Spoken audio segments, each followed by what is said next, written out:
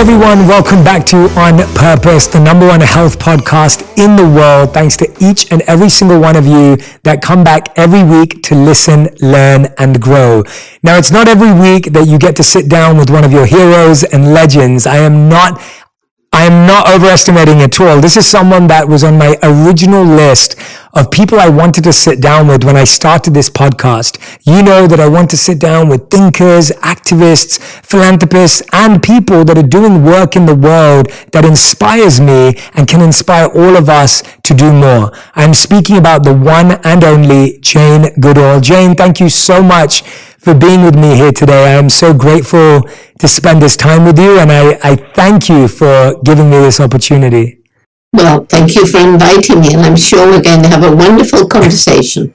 Absolutely, Jane. Whereabouts in the world are you right now?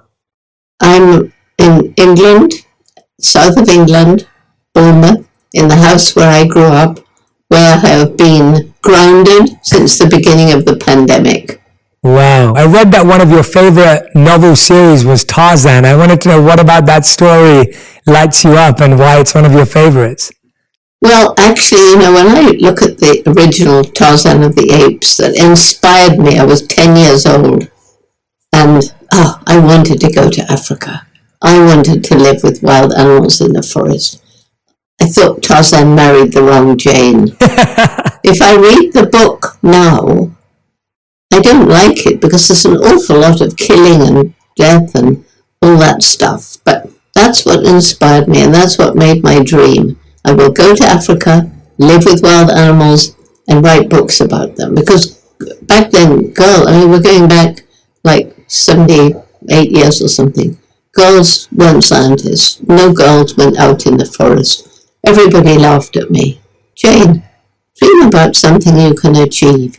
Not my amazing mother. She said, if you really want to do something like this, well, you're going to have to work very hard. Take advantage of every opportunity. And if you don't give up, maybe you'll find a way. That's incredible advice from your mother. What do you think it was about her that she was able to have that vision and that encouragement for you, apart from her love for you? What is it that you think made her special in that way, especially at a time when women were being discouraged from anything of the sort? She had a wonderful mother who was kind of way ahead of her time. And she had an extraordinary father who was a congregational minister. My one sadness is I never met him. He died before I was born. But everything I've read about him, he used to go out in the woods. He would take his children out and tell them about nature. And I know that I would have got on so well with him. So basically, my mother was special because she had special parents. And that's important for us to know now. I attribute much of who I am and what I've done to the fact that my mother supported me when I was a child.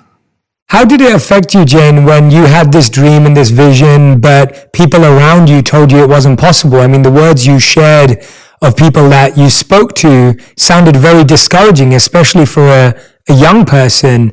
And I feel today a lot of young people hear different things, but it's the same message. You're not smart enough, you're not good enough, you're not the right person, it's not the right time.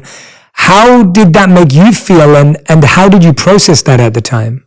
Well, you see, because I had this supportive family, it wasn't only my mother, I lived with her, and when war began, I grew up in World War II, and when the war began, Mum brought me and my sister to live with her mother here in this house, and it was with my mother's two sisters. And her brother came as often as he could from London. He was a surgeon. He had to deal with the victims of the Blitz, when London was bombed day after day after day. So I was just surrounded by this supportive family of extraordinary people. And I didn't care what the outside world said. But the reason I take this message around the world, what my mother said to me, hundreds of young people have written to me or said to me, Jane, I want to thank you because you taught me, because you did it, I can do it too. That's a beautiful message, and it's amazing to hear it from you, especially with your life journey and living through World War II as well, and just just that whole period of your life that you've been through. I love that you're sharing that message, Jane. I think it's such a brilliant, brilliant, brilliant voice that we all need to hear today. And unfortunately, it seems that the world is always dealing with a new set of critics, more discouragement, and a new set of cynicism or skepticism. And we need voices like yours that continue to break them down and help inspire us to think differently. I'm very grateful I grew up in the war because I learned to take nothing for granted. You know, everything was rationed, food and clothes and petrol, everything. And, you know, wasting food was something we wouldn't have dreamed of. If something fell on the floor, you ate it anyway. And nothing was wasted, nothing. And you didn't even take life for granted because your family's friends were dying. So growing up in the war, I think, helped to make me what I am, without any question. Yeah, how do we process that today when, you know, my generation, obviously younger generations, we're not growing up at that time. And sometimes people feel guilty. They feel, well, I haven't had that experience, so I don't know how to live with that gratitude or not take things for granted. Or sometimes people feel, well, I've got other problems today. How do you recommend people today process that gift and opportunities that we have today? Well, I think actually we're living through a war right now. I lived through the war with the Nazi Germans. This war is against nature. And I think people need to realize that we're part of the natural world. We're not separate from it. And we shouldn't take nature's bounty for granted. Because in some places, because of this crazy idea that we can have unlimited economic development on a planet with finite natural resources, already in some places they're being used up faster than nature can replenish them. So once young people understand this, they too can learn not to take nature's bounty for granted. Because it won't go on forever unless we develop a different relationship with Mother Nature. I mean, Jane, you've probably seen across the decades the war as you describe it. Has the war got better? Has it got worse? Where have you seen the victims of the war? What have been the greatest losses of this war as you described it? Well, on the plus side, there's a growing awareness. And I think that's been helped by the pandemic, quite honestly, because, people have, there was a brief period of time when industry closed down, there was less traffic, when countries went into shutdown. And you can imagine in some cities where the air was polluted and there was just traffic and cement, they got a little glimpse of how things should be, like looking up and seeing stars bright in the night sky instead of through a haze of pollution or even not at all. And hearing birds, they were always there, but they couldn't hear them because of the traffic. And so it's woken people up to how the world could be and should be. And they won't want to go back to that level of pollution and noise.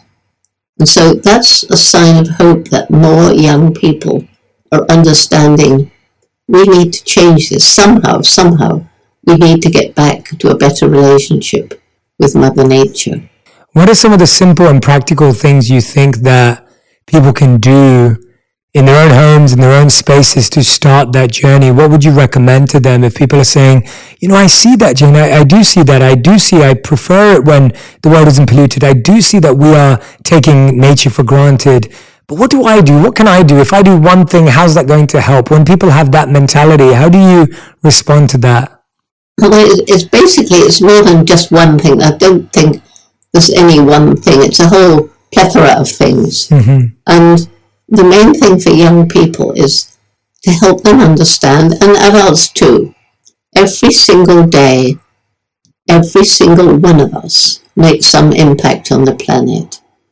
And unless we're living in dire poverty, which is another subject, then we have a choice as to what sort of impact we make. For example, what do we buy? Ask ourselves, did its production harm the environment? Did it lead to cruelty to animals? Is it cheap because of unfair wages? If so, don't buy it. And then the companies, and it's happening, will gradually realize that consumer pressure is changing the way they operate. And so it's for young people, this program we have for young people, Roots and Shoots, they sit down together in their group and they talk about the things they care about. Some will care about the environment, some will care about the way we treat animals, some will care about what's happening to people. And they choose a project, work out what they can do, roll up their sleeves, get out and take action. But they share what they do because it's all interconnected. I learned that in the rainforest.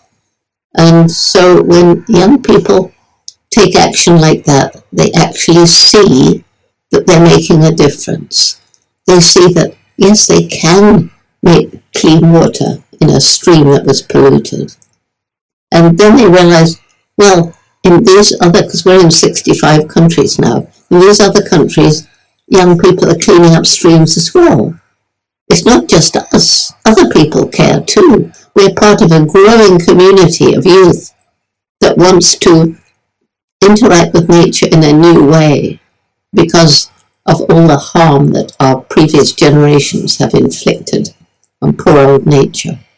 Can you give me an example, Jane, of a very human or special moment that you've had interacting with nature? I'm sure there's so many that you've had over the years. I'd love for you to just remember one for us where nature felt truly alive to you, where you experienced nature's abundance and connection to us and our interconnectedness. Because I think, like you said, I was very fortunate. I lived as a monk for 3 years in India, and we lived on a sustainable farm that we managed and created and developed.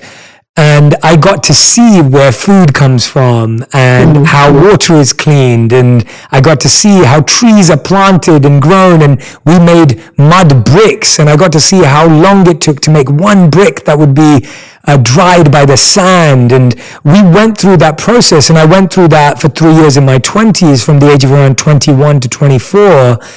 And for me, seeing that firsthand, I started to realize I had no clue where my food came from, where my shelter came from, where my water or my clothes came from growing up in London, where I was born and raised.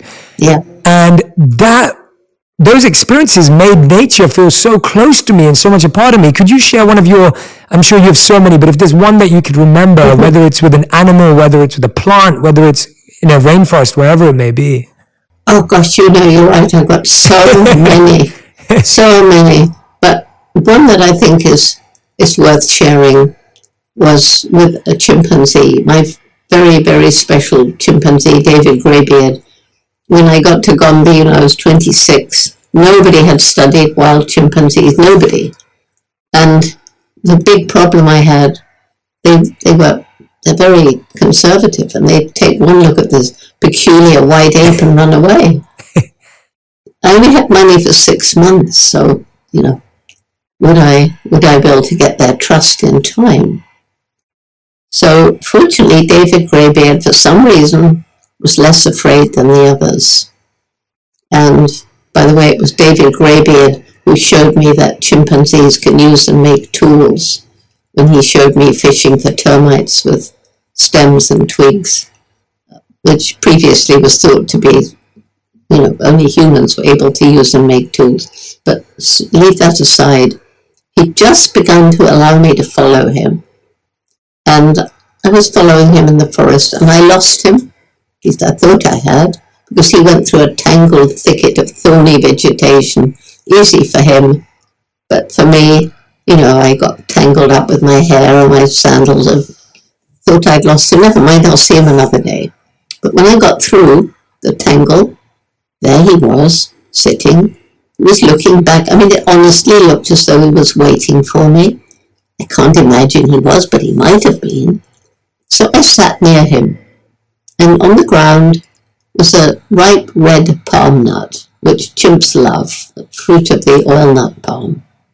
So I picked it up and held it out towards him on my hand. and he turned his face away. So I, perhaps cheekily, put my hand a bit closer, and he turned round. He looked directly into my eyes. He reached out and he took that nut, but dropped it, then very gently squeezed my fingers. And that is how chimpanzees reassure each other. So in that moment, there was a connection between us based on a language of gesture that must have predated human spoken language. He understood that my motive was good, but he really didn't want the nut, and I understood that too. So it was a moment of real connection between me and an absolutely wild animal who'd had no connection with people before. And I think it changed my life. That's incredible. Thank you so much for sharing that. That's probably one of my favorite ones. And it's such a beautiful example. I recently this weekend, I watched The Octopus Teacher on Netflix. I'm not sure. Oh, isn't that wonderful? Yeah, it was so wonderful, wasn't it? Yeah. Me and my friends and my wife sat down and watched it together, and not only was the cinematography and videography stunning, it was just such a beautiful example of what you just shared, that human connection with between a human and an octopus. It's such a incredible way of seeing that come to. I'm sure, we're going to see that more and more as hopefully we get more entwined with nature. I want to speak about this incredible conversation book, The Book of Hope, Survival Guide for Trying Times. I don't feel there could have been a more timely moment for this book to be coming into our lives. And I would encourage everyone who's listening and watching to go and order a copy of this book, because it's the book we've been waiting for. It's the book we've been hoping for. I think a lot of us have been looking for navigation during this time. We've been looking for direction and guidance and understanding at this time. And I really do believe that the Book of Hope, A Survival Guide for Trying Times, is the book that's going to help us do that. I wanted to ask you, Jane, when you look at the history of hope, if we look at the history of humans needing hope, you've lived through times when people would have said there is no hope, yet there was hope that was found and it changed things. Again, today we hear that rhetoric. There's no hope. Everything's hopeless. Tell us about finding hope historically at difficult times and how hard it was, and then the same now today. Well, I think, I go back to the war again, growing up in the war, because there was a period when Britain stood alone against the might of Nazi Germany, and Britain was not prepared for war, because Chamberlain had wanted to capitulate. And, there was Churchill saying, no, we have to fight these Nazis. We don't want to be overrun by this horrible rhetoric of theirs. And, it was basically Churchill. So there we were, Britain, little Britain. And we were so unprepared. I'm living in the south of England. The sea is just there. And it was a landing place, Nazi troops were going to land quite near us. Do you know what our protection was?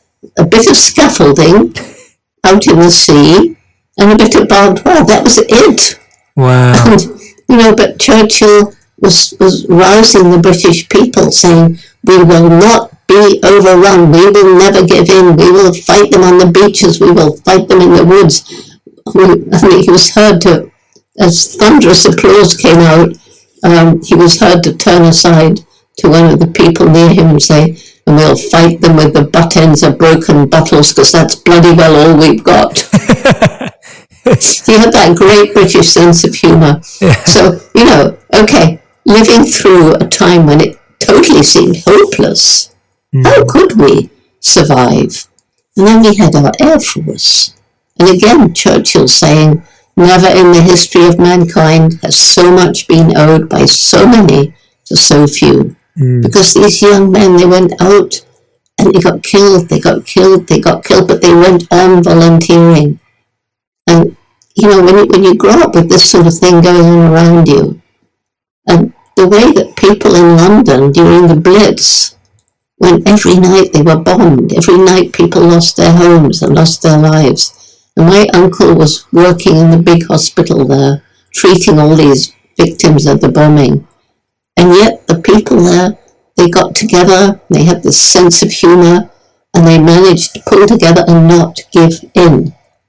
So you couldn't have had a better lesson for me in hope. And, in this book, I talk about the reasons for hope, the energy of young people when they know the problem and you empower them to take action. And the resilience of nature, we destroy a place utterly, but give nature time, maybe some help, it will come back again. And then this extraordinary intellect that we haven't used it wisely. We haven't always been wise at all. We don't deserve the title of Homo sapiens, the wise ape, because we've been destroying our only home. Because there's been a disconnect, I think, between this clever brain and the human heart. I love the way we've poetically put love and compassion into the human heart. I don't know why, but anyway, that's what we did. And then finally, this indomitable human spirit that won't give in and so often succeeds. How can you not have hope? Yeah, thank you so much. I can't wait to dive into each of those as we go through the interview. I wanted to ask you, Jen, about, so many people have lost their hope during the pandemic. And the pandemic broke people down. It shattered their resilience.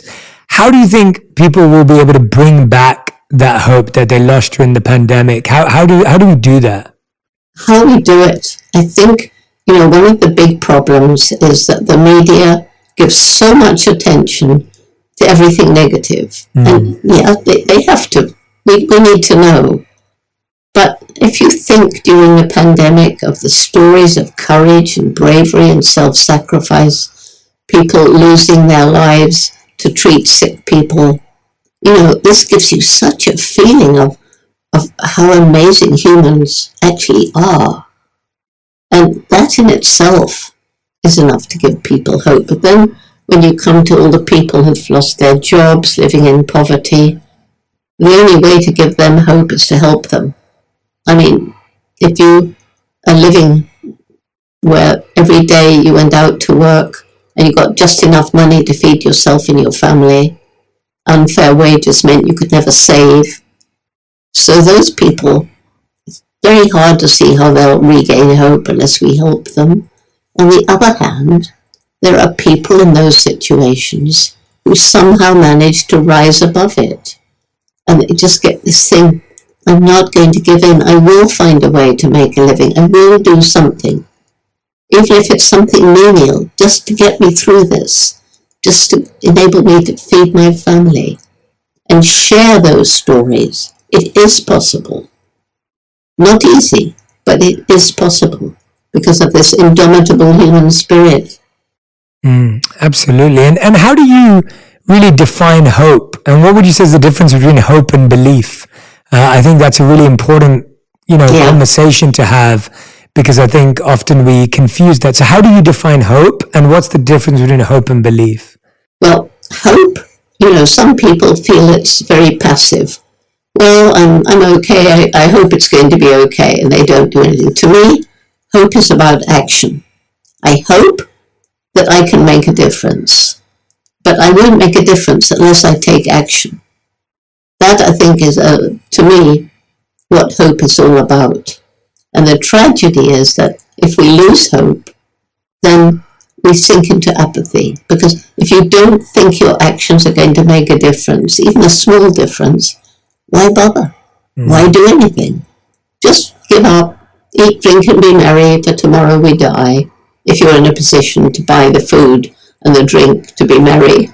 But, so that, to me, hope is all about taking action. And faith, I got very, very angry a little while ago with Richard Dawkins, who, I don't know if you know his name, but he's a committed atheist. And he actually spent a lot of money hiring advertisements on the London double-decker red buses, saying if you believe in God, you're stupid, or something like that. Now, if you think of somebody who's a refugee, who's fled either climate change or war, conflict, and sometimes they arrive, and I'm saying now England, but it could be anywhere, and they've lost their family, they've lost everything, but they've got a faith, they believe in God, that God will put things right. And so people talk about blind faith, but blind faith can give you hope because, you believe in God, God's going to make things right. That gives you hope. God will make things right, but still you've got to do your part. And I think the Bible, I grew up as a Christian, but it could be the Quran, it could be anything. But, the Bible is full of messages about hope and taking action and not just sitting back and letting the world roll by you. That's a beautiful description. That's a wonderful way of breaking down the words for us. And I love how you said that hope is full of action and, making a change and trying to be a part of the solution. And you talk about hope as a survival trait, which I thought was really interesting. And I'm also starting to see, Jane, I would love to get your thoughts on this. I also see hope as a habit. I see it as something we have to practice, as something we have to develop, as something that the more you think of it, the more you build it into your routine and life, the more real it becomes, because it's something that has to be practiced and lived on a daily basis. It's not just an idea or something that happens mentally. What would you think about that if you think of hope as a habit as well as a survival trait? Well, I guess you could say it's a habit, but the thing is, once you start all these people who become totally depressed, sometimes even suicidal, because they look around at the problems of the world and my goodness, they're terrible. You cannot not be depressed if you look around at the problems of the world. That's why, the message is, don't think globally, act locally. Act locally first. See that you can make a difference. And when you see that you make a difference, you want to do more. And so taking that first step gives you hope that your actions do make a difference. And then you want to do more. And as you do more, it's like a feedback loop, and you inspire others to join you. And as you see others making a difference, that increases your hope. And so it spirals like that. And that's what's happening with the young people in our Roots and Shoots program, I think. Yeah, I would love to have an experience with the Roots and Shoots program. It sounds so exciting and inspiring. I think it would be wonderful to get to be involved and get to be a part of it, to really see it firsthand. I think there's such a joy that comes from actually being involved and getting your hands dirty at those times and seeing it for yourself. So I'm wondering, Jen, obviously you have such a abundant optimism. You have such a great strength in you and resilience from everything you've been in. I'm wondering, was there ever a time when someone or something, and I loved what you said earlier, that someone made you angry, and I'm thinking, was there ever a time where something that happened in the world or someone or something in nature made you lose hope or being close to losing hope? And I want to know how you got it back, because I feel like a lot of people are on that cusp of they're just about to lose hope and they just need to grab hold of it again. I've experienced deep depression. And, for example, I spent time in a small wooded area quite close to here and heard the birds. I don't know why I was there, but I was. And 2 years later, it was yet another shopping mall. I was angry, but first of all, I was really depressed. I was sad. I sat there and felt like crying. But then that sadness turned to anger. How dare they do that? Well, I can't save this place now, but there are other places like this that I can try to save or inspire people living there, encourage them to do what they can to save it before it's too late. So I don't know, it's the way I'm made. I'm very obstinate. I'm like one of these dolls. You know these dolls with loaded bases, and you knock them over and they jump up. That's how I am. Yeah. I'm like one of those. I don't know what you call them, but I'm like one of those dolls. I will not be pushed down by anyone. I will bounce up. It's just the way I'm made. Yeah, I love that. I think that's beautiful, and I think I do believe that's the only way we can learn to live. We all need to learn to be that way, because it's, as we know, life's going to keep knocking us down and we have to get back up, and we need that resilience. We need that strength. So I love that. The book mentions 4 components for hope and making it sustainable, and it's goals, pathways, confidence, and support. And I wanted to hear about a few of them that you see. And, you said, and the conversation you were having, the researchers call it the hope cycle. What kind of goals should we have at this time? What do you think? What goals do you feel are realistic, but also ambitious enough for us to have at this time? You can't be passionate about everything. Mm-hmm. But there's enough of us. That's one of the only benefit I can see in the number of people on the planet. There's enough people to tackle all the different problems, because nobody can tackle everything. So with our groups of Roots and Shoots, for example, you find every group, there are some kids who are passionate about helping animals, someone to help people, someone to help the environment. And so if you choose something you're really passionate about and you see that you can make a difference, that leads to this whole feedback system of hope. So I don't quite know what else I can say about that. No, that's a beautiful example. No, I love that. I thank you so much for sharing that again. I think that's just a great reminder of recognizing that you don't have to change everything and you can't change everything, but that maybe your passion is going to bring you towards a particular area of impact, or a pain that you see is going to bring you to a particular area of impact. Often it's what inspires us, and sometimes it's what hurts us that makes us want to take action. And so I think that's a beautiful answer, and I just wanted to remind people of that.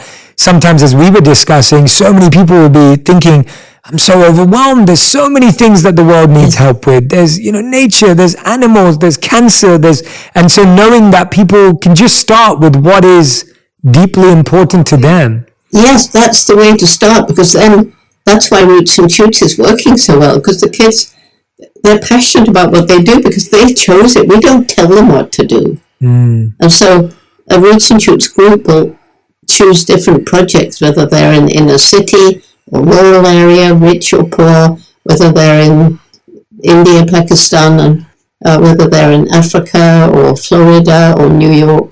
They're going to choose the projects that are important to them where they live. And so I think it's because it's not a top-down but a bottom-up program, that it's spreading around the world. Yes, absolutely. Truly making a difference. And the thing is, with these 3 projects, animals, people, environment, that every group must choose between them, they all share the result of their projects, and therefore begin to understand how everything is interrelated. I learned that in the rainforest. Every species has a role to play in this beautiful tapestry of life. And I see it as when one species disappears from an ecosystem, it's like pulling a thread from that beautiful tapestry. And as enough threads are pulled, that ecosystem, that tapestry will hang in tatters, and the ecosystem will collapse. Oh, that's such a great metaphor and analogy for us to visually, I could visualize that as you were describing it. And one of the things that I observed in nature that I love so much is that every part of nature is always serving. So the trees are providing shade, they're providing fruits and flowers, the water is moving and providing, the sun is providing heat and warmth and light, and every aspect of nature is always in service to others. And it seems that the only part of nature that is not in service is often us as humans and people, where we're trying to serve ourselves versus serve and give and provide and share. And you talk about this beautiful point about, the reasons for hope. And one of them you give is the human intellect. And we've all heard that it's our minds that separate us from animals. But in your book, you mentioned that great apes can learn 400 or more words of American Sign Language, work out complex problems on a computer.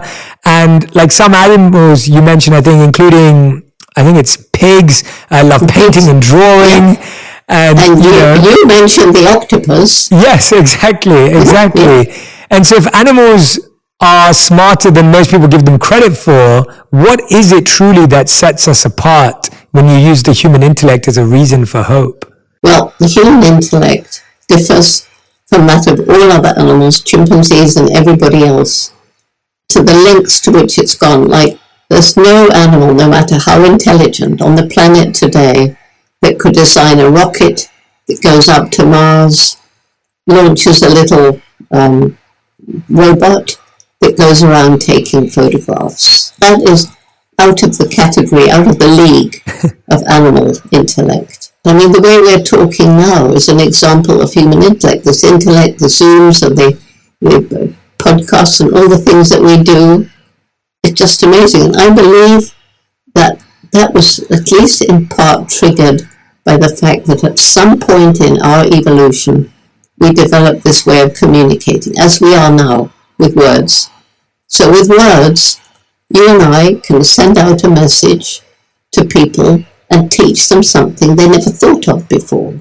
We can teach our children about things going on in other countries.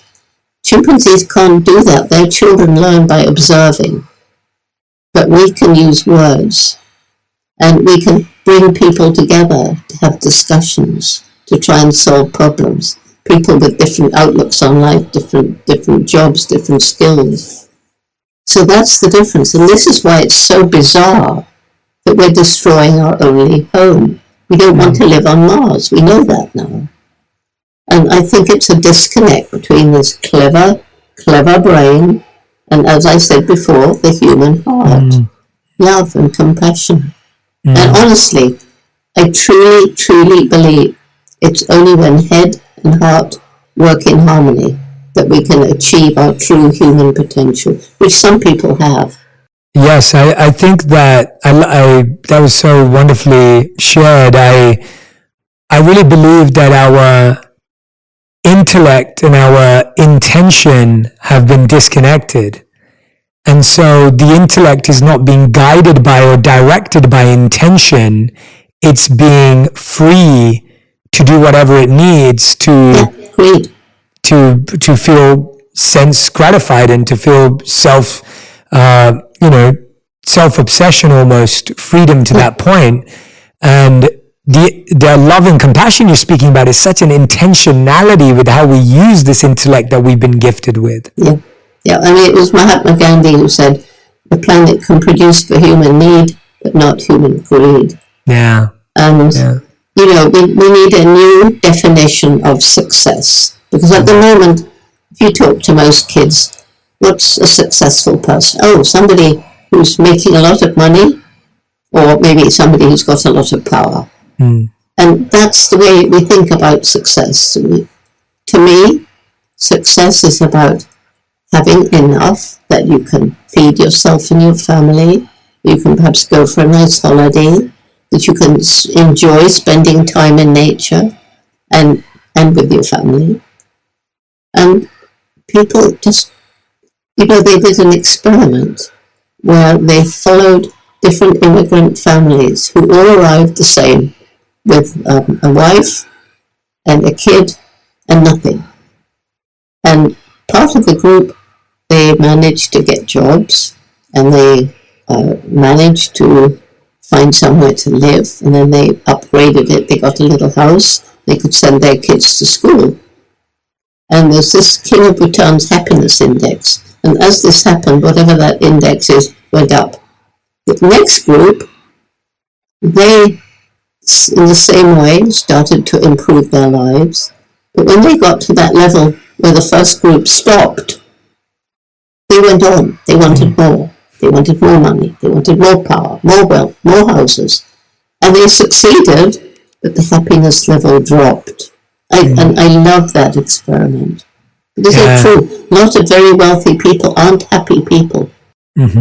Absolutely. Yeah. And I think when I love that you shared that study, and I've also found that when someone's intention for more is so that they can do more service, whether it be financial, whether it be growth in any area of life, it becomes actually very beautiful. We see so much incredible work happening with the world when people use their platforms for a higher purpose.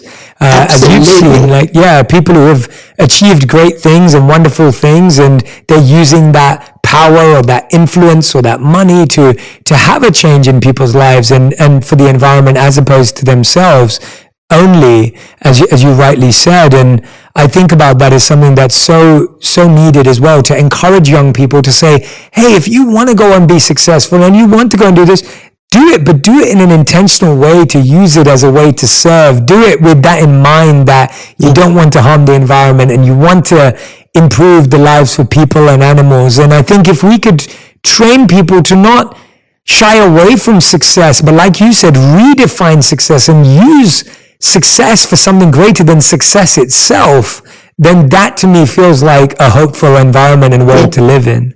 It's quite true. When I'm giving lectures, I always say that we all need money to live. It goes wrong unless we live for money. Unless we live for money in order to help make the world a better place. And then I always make everybody laugh because I pause and I say, like giving some money to the Jane Goodall Institute. That's brilliant. I love that. That is so good. That is such a beautiful statement, though. Could you repeat the full statement for us again? Because it was so perfect and I was taking it in that I want everyone else to hear it. I want everyone else to hear it again. Okay. So I tell people that, we all need money to live. And it tends to go wrong when we live for money. Unless we live for money in order to use that money to make the world better for animals, people, environment, like giving some funds to the Jane Goodall Institute. I was holding back my laughter because I knew it was coming. I love that. That's brilliant. But it's such a profound statement, and it is such a wonderful way. And I think that idea of engaging whatever gifts we have, whatever wonderful opportunities we've been given, to engage them back into the service. We had this beautiful practice.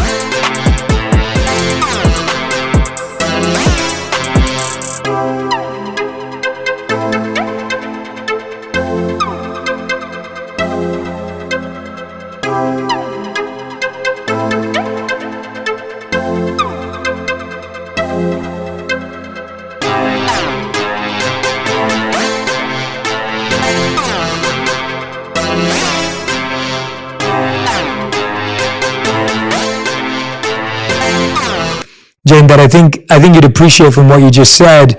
When we would in India, it's common to bathe in holy rivers, whether it's the Ganges, the Yamuna, the Kaveri, many holy rivers. And whenever we would, as monks, bathe in these rivers, the practice would be that we would first scoop out water into our hands, as much as we could have, and then we would pour it back into the river. And the purpose of this exercise was to show us that whatever we were doing, we were just scooping from the source and giving back to the source. And the idea that any gifts you have, anything that you hold in your life, you want to engage it back into the environment. So we take from the environment, but then we give it back. Yeah. And the amount we take can never be as much as the environment gives to us and offers to us. And it was just always a beautiful ritual that made me remember that you're only here to serve. You're only a steward. You're only a housekeeper. You're not it's not your home. In that sense, it's your home, but it's not you're not the owner. It's your home, but you're not the owner.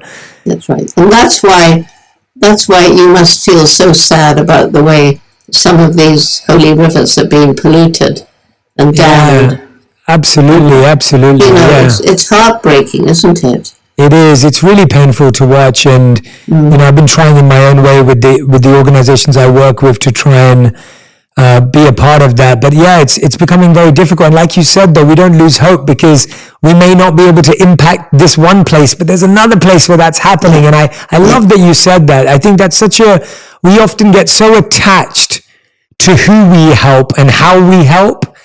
And I think real love and real compassion is I want to help anyone who needs it and everyone who needs it. I'm able to see that even though this is what I see as valuable, if I can't impact that, I can create some value over here. I think that's a beautiful reminder. In case you didn't know, we have just started a Jane Goodall Institute in India, which is registered as an NGO with roots and shoots spreading all over India. Wow. And, you know, hundreds of young people wanting to help in this fight to restore rivers and things like that. I just thought you might like to know that. Yeah, I am. I love hearing that. I think on my next visit there as well, I'd love to experience that. Sounds amazing. The second reason you give for hope now, and I love these reasons, I think they were so powerful, is the resilience of nature. And one in particular, one story really stands out, and I'd love for you to share it with my community today about the survivor tree. If you were happy enough to share that, I think it would be wonderful for them to hear. I happened to be in New York when the suicide bombers flew into the Twin Towers, and it was terrible. It was terrible being there. You know, everything went quiet, and you could only hear police cars and ambulance sirens.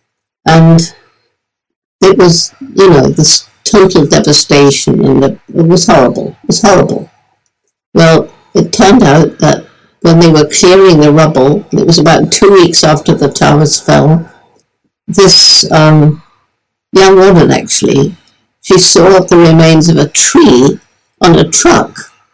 And I don't know how she persuaded the truck driver, but anyway, she said, but this tree isn't dead. Oh, he was going to put it on a dumpster and destroy it. So anyway, she managed to get the tree to a botanical garden, and they nurtured. All that was left was one big root and one trunk with one branch. That's all that was left. But they nurtured it, planted it back on the site where the towers fell, and now it's a Callery pear, not a pear tree, but a Callery pear. And in the spring, it's big now. It has these beautiful blossoms. And so I had a group of my young Roots and Shoots people around on International Peace Day. And the tree was shedding its leaves because it was autumn. And so when I looked up into these branches, I looked past this great black fissure.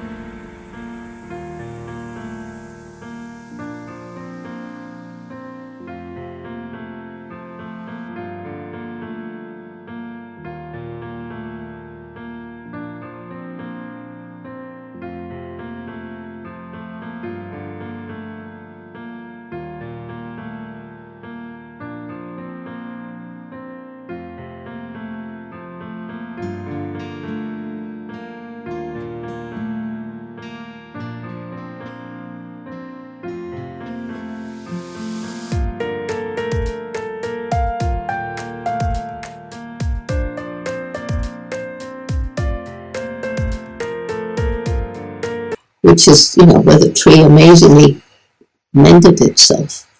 And there was the nest of a bird that obviously had fledged and flown. And that was like the tree itself has survived the most horrendous attack.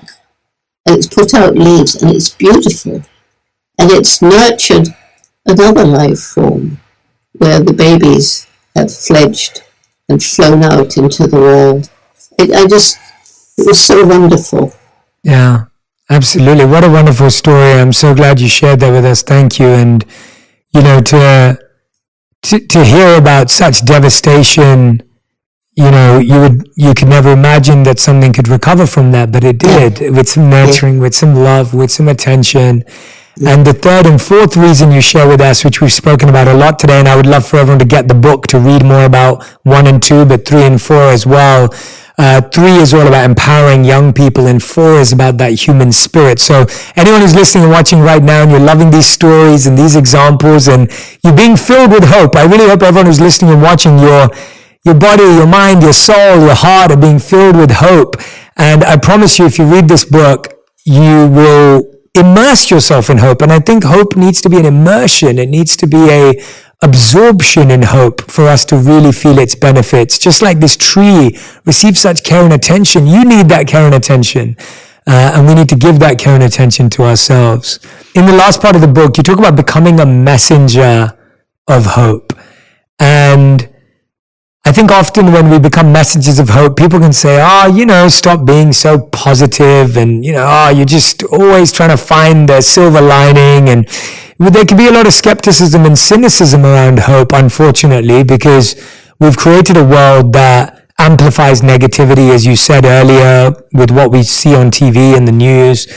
If someone's listening and they're like, Jane, I want to become a messenger of hope, what's something that they could do today for themselves, or practically, Jane, that you think will help them continue that desire to become a messenger or an ambassador of hope? The first thing is to really think in your mind, what do I really care about? Okay, I really care about the way stray dogs are treated. Some countries, stones are thrown at them. I want to help. What can I do? And then you find that you can volunteer in a shelter, or you can adopt a little puppy or something like that. And that first step gives you a feeling of what it's like to be hopeful, because you've made a difference.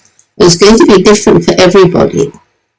And all you need to be a messenger of hope is to feel hopeful and to be able to tell stories. It's no good talking statistics and all that kind of stuff, because nobody remembers.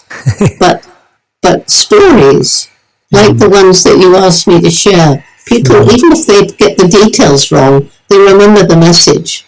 And so I think messengers of hope need to be storytellers. They need to have experienced the joy of doing something and seeing that you've made a difference. And the even greater joy of seeing that you've inspired others to get that same feeling by taking action and making a difference. Yes, absolutely. I love that answer, and I couldn't agree with you more. Stories define us, and they define how we feel, and they're the stories that resonate with our heart. And statistics, again, like you said, statistics talk to our head, but stories deal with our hearts. So as you said, the head and heart alignment, I think that's a beautiful reminder for all of our messengers of hope. Jane, you've been so generous and kind and wonderful with your time. I couldn't encourage people more to go and grab a copy of the book. We'll have the link in all of the captions so you can order it. If today's conversation has touched you, I promise you the conversation in the book will truly help you, and it will help you become a hopeful messenger and help you with your children and make them hopeful messengers and people around you in the world. And we need more hope in the world. It's the thing that we need most of right now. But Jane, we end every episode with a final 5, which are a fast 5 where you have to answer every question in 1 word to 1 sentence maximum. So we're about to do that. But before we do that, I just thought of something actually. I was asked, CBS is doing a primetime show called The Activist, and I was asked to be a guest judge the other day. And the 3 areas they chose are education, healthcare, and the environment. And they're encouraging people to come up with ideas, and they're going to be funding them. And I believe the final meeting is with Leonardo DiCaprio, who's going to be really encouraging the ideas to move forward. I wanted to ask you, when you see all these things happening today in the mainstream shows, people such as Leonardo DiCaprio being so forward thinking about the environment, does that give you hope? How do you feel about those aspects outside where people are taking action?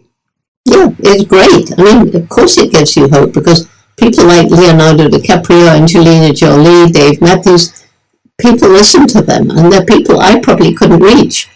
So, the fact that they're out there and inspiring people and giving them hope, of course it reinforces my own hope that we are getting there, that together we can make a difference, and together we will.